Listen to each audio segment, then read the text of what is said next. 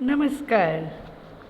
भीष्म पितामह द्वारा युद्ध भूमि को छोड़ने पर दुर्योधन और कर्ण यह सोचने लगे कि अब सेनापति किसे बनाया जाए। उन्होंने विधि विधान से द्रोणाचार्य को सेनापति पद पर स्थापित किया, उनका अभिषेक किया। द्रोणाचार्य ने 5 दिन तक कौरवों की सेना का संचालन किया और बहुत ही भीषण युद्ध किया। जबकि वो वृद्ध थे, फिर भी भीम, सात्यकी, अर्जुन, धृष्टद्युम्न, द्रुपद, अभिमन्यु और जितने भी प्रसिद्ध वीर थे, उन सब के विरुद्ध अकेले लड़कर एक एक को युद्ध से खदेड़ने का प्रयास किया। 5 दिन द्रोणाचार्य ने पांडव सेना को बहुत तंग किया और उनके नाक को चने चबा दिए। द्रोणाचार्य के सेनापतित्व में ही दुर्योधन, कर्ण और दुशासन तीनों ने एक योजना बनाई और योजना के अनुसार दुर्योधन ने द्रोणाचार्य जी के पास जाकर कहा, हे आचार्य, यदि आप किसी भी तरह युधिष्ठिर को जीवित पकड़कर हमारे हवाले कर दें तो हमें बहुत अच्छा लगेगा। दुर्योधन का उद्देश्य तो कुछ और ही था। उसको यह भी पता था कि युधिष्ठिर को मारने से कोई लाभ नहीं हो सकता, लेकिन यदि युधिष्ठिर को जीवित पकड़ लिया तो युद्ध का अंत यहीं हो जाएगा, क्योंकि वो उसे बंदी बना लेंगे और कौरवों की जीत भी हो जाएगी। युधिष्ठिर को थोड़ा सा राज्य देने का बहाना करना पड़ेगा, वह कर देंगे। उसके उपरांत फिर से जुआ खेल के उसे आसानी से वापस छीन भी लेंगे।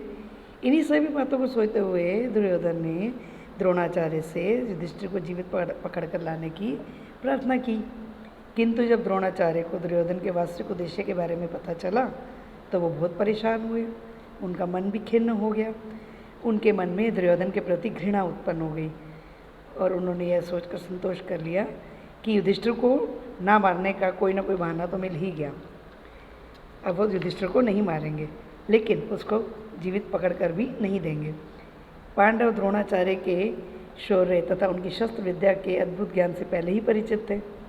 इसलिए जब उन्हें पता चला कि द्रोणाचार्य ने युधिष्ठिर को पकड़ने का निश्चय नहीं किया, अपितु शपथ भी ली है, कसम भी खाई है, तो वो एकदम डर गए। सबको यह चिंता सताने लगी कि किसी तरह उन्हें युधिष्ठिर की रक्षा का पूरा प्रबंधन करना होगा। द्रोणाचार्य ने अपने सारथी को उसके रथ को लेकर जाने की आज्ञा दी जहाँ युधिष्ठिर युद्ध कर रहे हों। युधिष्ठिर के संभलने से पहले ही द्रोणाचार्य बड़ी तेजी से उनके नज़दीक पहुँचे। धृष्टद्युम्न बहुत ही प्रयास करके द्रोणाचार्य को रोक नहीं पाए। युधिष्ठिर पकड़े गए। यह आवाज़ पूरे कुरुक्षेत्र में गूंजने लगी।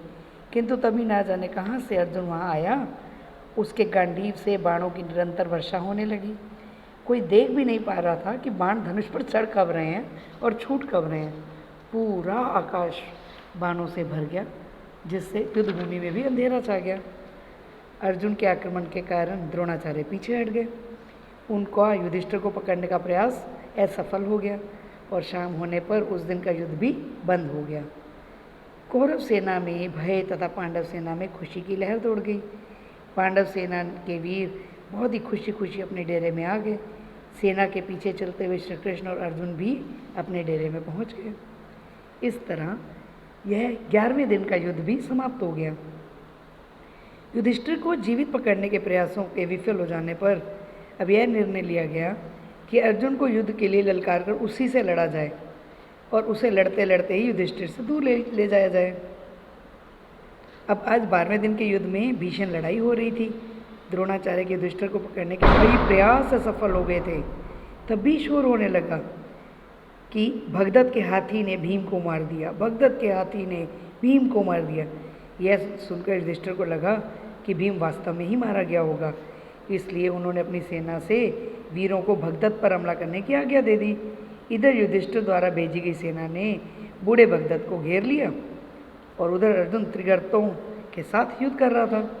जैसे ही अर्जुन पांडव सेना में पहुंचे, वहाँ फिर से खुशी की लहर दौड़ गई। भगदत्त हाथी पर सवार था। उसने अर्जुन और श्री कृष्ण दोनों पर ही बाण की वर्षा शुरू कर दी।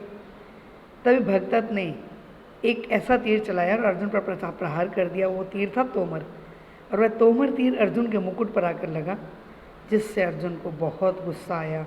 उन्होंने अपने मुकुट को संभाला और भगदत्त से कहा, अब तुम इस जगत को आखिरी बार अच्छे से देख लो। यह कहते कहते अर्जुन ने गांडीव से भगदत्त पर बाणों की बौछार कर दी, जिससे भगदत्त का धनुष और तरकश टूट गया। भगदत्त के मर्म स्थानों पर यानी नाजुक स्थानों पर भी अर्जुन ने बाण चलाने शुरू कर दिए। इसके बाद अर्जुन के तीव्र बाणों से भगदत्त के नेत्रों के ऊपर बंदी पट्टी भी कट गई। जो उसके नेत्रों के ऊपर लटकने वाली जो स्किन थी, चमड़ी थी, वो उसको ऊपर करके रखती थी।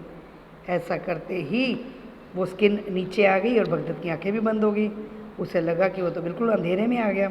कुछ देर बाद एक के बाद एक तीव्र और तीखे बाणों ने भगदत्त की छाती को भेद दिया। उसे गिरते हुए देखकर कौरव सेना तो डर गई और इधर उधर भागने लगी, परंतु शकुनी के दो भाई वृषक और अचक इतने में भी व्याकुल नहीं हुए और उन्होंने लगातार युद्ध किया।